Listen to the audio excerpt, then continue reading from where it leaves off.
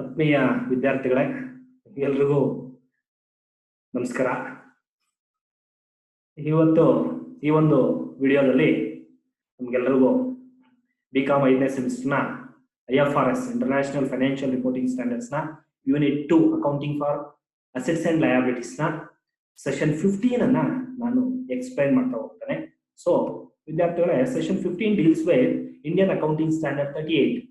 Indian accounting standard 38 intangible assets ಅಂತ ನಿಮಗೆಲ್ಲ ಗೊತ್ತಿರುತ್ತೆ. ಟ್ಯಾಂಜಿಬಲ್ ಅಸೆಟ್ಸ್, ಇಂಟ್ಯಾಂಜಿಬಲ್ ಅಸೆಟ್ಸ್ ಅವೆರಡರ ಮಧ್ಯೆ ಡಿಫರೆನ್ಸಸ್ ನಿಮಗೆಲ್ಲ ತುಂಬಾ ಚೆನ್ನಾಗಿ ಗೊತ್ತಿರುತ್ತೆ.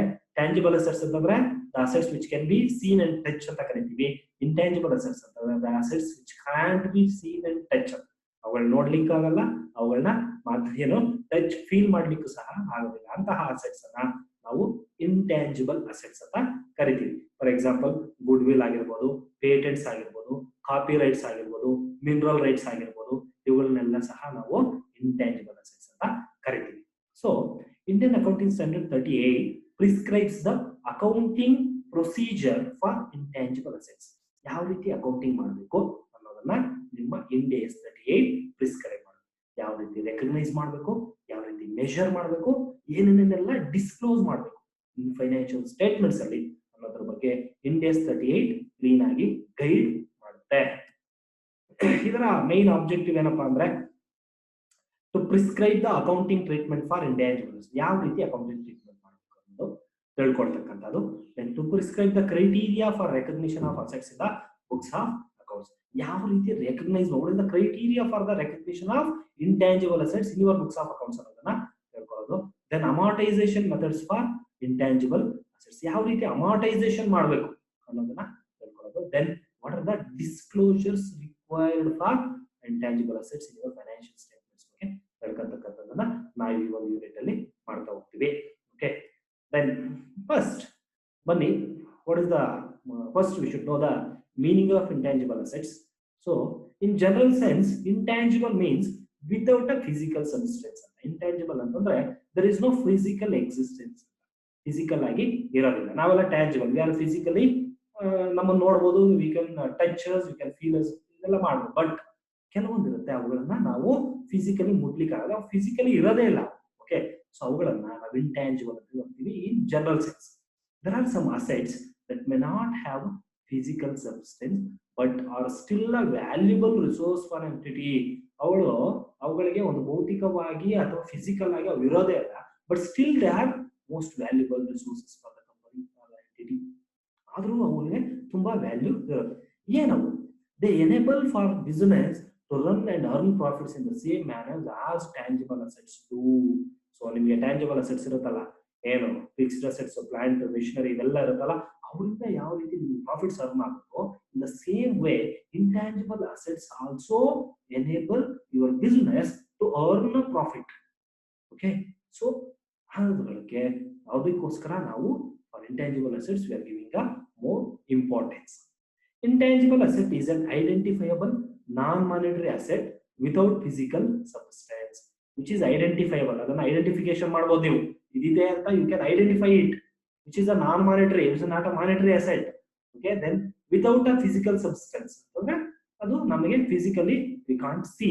Okay, intangible asset has the following characteristics. ಈ ಕೆಲಕಂಡ characteristics ಇರುತ್ತೆ ನಮ್ಮ intangible asset ಅಂತಂದ್ರೆ.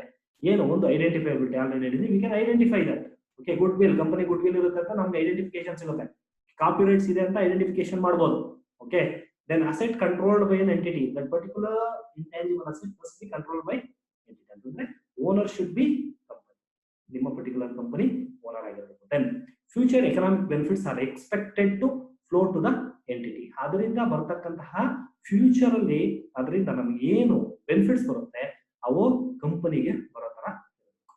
This is very important. So recognition ನಾವು ಯಾವಾಗ ರೆಕಗ್ನೈಸ್ ಮಾಡ್ಬೇಕಪ್ಪ ಫೈನಾನ್ಷಿಯಲ್ ಸ್ಟೇಟ್ಮೆಂಟ್ಸ್ಗೆ, ಯಾವಾಗ ನಾವು ತಗೋಬೇಕು ನಮ್ಮ ಇವುಗಳನ್ನ, ಯಾವನ್ನ ಇಂಟ್ಯಾಂಜಿಬಲ್ ಅಸೆಟ್ಸ್ ಅಂದ್ರೆ intangible asset should be recognised when it complies with the definition of an intangible assets and meets the recognition criteria set out in the standard. ಒಂದು ಡೆಫಿನೇಷನ್ ಪ್ರಕಾರ ಇಂಟ್ಯಾಂಜಿಬಲ್ ಅಸೆಟ್ ಇರಬೇಕು first one. That is identifiability, controlled by company, economic benefit flow to the entity ಇಷ್ಟು ಇರಬೇಕು. Then criteria ಒಂದು ಕೊಟ್ಟಿದ್ದಾರೆ. ಏನ್ criteria ಅಂತಂದ್ರೆ see here the recognition criteria that future economic benefits specifically attributable to the asset will flow to the entity and the cost of the asset can be measured. Very important ಆಗಿ ಒಂದು particular intangible asset ನ cost ಅನ್ನ reliable ಆಗಿ measure ಮಾಡಾಗಿರಬೇಕು. ಎರಡನೇದು future economic benefits must flow to the ಎಂಟಿಟಿಗೆ flow ಮಾಡಾಗೆ ಇರಬೇಕು. ಸೊ ಆಗ ನೀವು ಅದನ್ನ ರೆಕಗ್ನೈಸ್ ಮಾಡಬಹುದು. ಯಾವ ರೀತಿ ರೆಕಗ್ನೈಸ್ ಮಾಡಬೇಕು? As an asset in your balance sheet. Balance sheet ಅಲ್ಲಿ ಇಂಟ್ಯಾಂಜಿಬಲ್ ಅಸೆಟ್ಸ್ ಅನ್ನು ಸಹ ನೀವು ಅಸೆಟ್ ತರ ರೆಕಗ್ನೈಸ್ ಮಾಡಬಹುದಾಗಿರುತ್ತೆ. Okay, next measurement. ಎಷ್ಟು ಅಮೌಂಟ್ ಗೆ ಮೆಜರ್ ಮಾಡಬೇಕು? See once the intangible asset fulfill the criteria for recognition, next point arises is at what amount these should be shown in the books of accounts. ಎಷ್ಟು amount ಗೆ ನಾವು ಇದನ್ನ books of accounts ಅಲ್ಲಿ ತೋರಿಸಬೇಕಪ್ಪ ಅಂದ್ರೆ initially first time ಎಷ್ಟು ತೋರಿಸಬೇಕಪ್ಪ ಅಂತಂದ್ರೆ as per the standard intangible assets should be measured initially at cost. First time whatever the cost you are going to incur to procure such a intangible assets, at that cost, at that expense we should show it in the financial statement. ಅಷ್ಟು amount ಗೆ ನೀವು ತೋರಿಸಬೇಕು. ಅದಾದ್ಮೇಲೆ subsequent next year onwards ಏನ್ ಮಾಡೋದು? 1 year onwards ಏನಪ್ಪ ಮಾಡೋದು ಅಂತಂದ್ರೆ after initial recognition of intangible asset the entity shall choose either cost model or revaluation model. TPE ನಿಮಗೆ ಟಿಪಿಇ ಬರುತ್ತಲ್ಲ, ಟಿಪಿಇ ಏನ್ ಬರುತ್ತೋ ಸೇಮ್ ಅದೇ ರೀತಿ you have 2 models. One is cost model or revaluation model as its accounting policy. ಯಾವುದನ್ನಾದ್ರೂ choose ಮಾಡ್ಕೋಬಹುದು. Entity has to take a decision on accounting policy choice at the end of the ಈ ವರ್ಷದ end ಅಲ್ಲಿ company ಬೇಕಾದ್ರೆ ಅದನ್ನ choice decision choose ಮಾಡ್ತಕ್ಕಂಥ decision ಅನ್ನ they can take off. Okay, cost model as usual cost minus impairment loss. Actually ಇಲ್ಲಿ accumulated amortisation and impairment loss ಅಂತ ಕರಿತೀವಿ. ಸೊ ಟ್ಯಾಂಜಿಬಲ್ ಅಸೆಟ್ಸ್ ಬಂದಾಗ ಡಿಪ್ರಿಸಿಯೇಷನ್ ಅಂತ ಕರಿತೀವಿ. ಇಲ್ಲಿ ಬಂದಾಗ ಇಂಪೇರ್ಮೆಂಟ್ ಲಾಸ್ ಅಮಾರ್ಟೈಸೇಷನ್ ಅಂತ ಕರಿತೀವಿ. ಅಮಾರ್ಟೈಸೇಷನ್ ಅಂತ ಡಿಪ್ರಿಸಿಯೇಷನ್ ಅನ್ನ ಇಂಟ್ಯಾಂಜಿಬಲ್ ಅಸೆಟ್ಸ್ ಗೆ ಅಮಾರ್ಟೈಸೇಷನ್ ಅಂತ ಕರಿತೀವಿ. ಓಕೆ, ಸೊ ಕಾಸ್ಟ್ ಅಲ್ಲಿ ಅಮಾರ್ಟೈಸೇಷನ್ ಇಂಪೇರ್ಮೆಂಟ್ ಲಾಸ್ ಅನ್ನ ಕಳ್ಕೊಂಡ್ರೆ ನಿಮಗೆ ಏನ್ ಬರುತ್ತೋ that is the closing balance. Okay, that is cost model. Revaluation model ಅಲ್ಲಿ ಆಸ್ ಯೂಶುವಲ್ ಫೇರ್ ವ್ಯಾಲ್ಯೂನ ನೀವು ರಿವ್ಯಾಲ್ಯೂ ಮಾಡ್ತೀರಾ.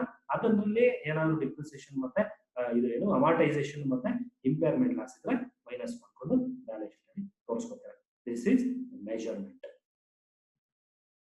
ಏನೇನೆಲ್ಲ ಡಿಸ್ಕ್ಲೋಸ್ ಮಾಡ್ಬೇಕಪ್ಪ ಅಂತಂದ್ರೆ financial statements should disclose the accounting policies adopted for intangible assets. ಏನೇನೋ ಒಂದು useful life and amortisation rates of intangible assets. ಏನು particular intangible asset ಇದೆ ಅಂತಂದ್ರೆ what is its useful life, what is the rate of amortisation ತೋರಿಸಬೇಕಾಗುತ್ತೆ.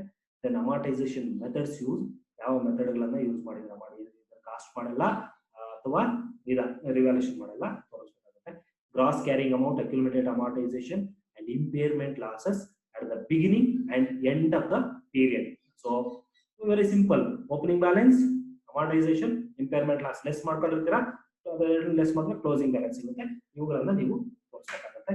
Then for intangible assets acquired by way of government grants, sometimes government ಇಂದ grant ಬರುತ್ತೆ. For example mineral rights, ಯಾವುದೋ ಒಂದ್ ಕಡೆ mining ಮಾಡಬೇಕು, right ಅನ್ನ ಯಾರು ಕೊಡ್ತಾರೆ? ಗವರ್ಮೆಂಟ್ ಇಂದ ಗ್ರಾಂಟ್ ಕೊಡ್ತಾರೆ. ಸೊ ಅಂತ ಟೈಮಲ್ಲಿ entity shall disclose the fair value initially recognise for these assets. So ಇದಕ್ಕೆ ಫಸ್ಟ್ ಫೇರ್ ವ್ಯಾಲ್ಯೂ ತಗೋಬೇಕು. ಅಂದ್ರೆ ಗವರ್ಮೆಂಟ್ ಇಂದ ಫ್ರೀ ಆಗಿ ಕೊಟ್ಟಿರ್ತಾರೆ, ಫ್ರೀ ಆಗಿ ಕೊಟ್ಟಿದೆ ಅಂತ ಝೀರೋ ತೋರಿಸ್ಕೊಳ್ಳಿಕ್ ಬರಲ್ಲ. whatever the fair value that particular asset has, that must be shown in the financial statements. Their carrying amounts and whether measured under cost model or revaluation model, ಯಾವುದರಲ್ಲಿ ಮಾಡುತ್ತೀರೋ ಅದರ fair values carrying amounts ಅನ್ನ ನೀವು disclose ಮಾಡಬೇಕಾಗುತ್ತೆ. Then effective date of revaluation, carrying amount of the revalued assets. So revaluation ಯಾವ date ಇದೆ, ಯಾವ ಡೇಟ್ಗೆ ನೀವು ರಿವ್ಯಾಲ್ಯೂಯೇಷನ್ ಮಾಡಿದ್ದೀರಾ, ಮತ್ತೆ what is the carrying amount of revalued assets, ಅವುಗಳನ್ನು ಸಹ ನೀವು ತೋರಿಸಬೇಕಾಗುತ್ತೆ ಡಿಸ್ಕ್ಲೋಜರ್ಸ್ ಅಲ್ಲಿ. Then the total cost of research and development that has been recognised as an expense during the period. ನೀವೇ ಏನಾದ್ರೂ ಕೆಲವೊಂದು ಈ ಇದು ಬರುತ್ತೆ ನಿಮ್ಗೆಲ್ಲ ಕಾಪಿ ರೈಟ್ಸ್ ತರ ಬರುತ್ತೆ ಅಥವಾ ಪೇಟೆಂಟ್ಸ್ ಬರುತ್ತೆ. ಪೇಟೆಂಟ್ಸ್ ನಿಮ್ಗೆಲ್ಲ ಗೊತ್ತಿರುತ್ತೆ. ಪೇಟೆಂಟ್ ಅನ್ನ ಫೈಂಡ್ ಔಟ್ ಮಾಡ್ಬೇಕಾದ್ರೆ, ಒಂದು ಪೇಟೆಂಟ್ ತಗೋಬೇಕಾದ್ರೆ lot of research and development activities must be carried on.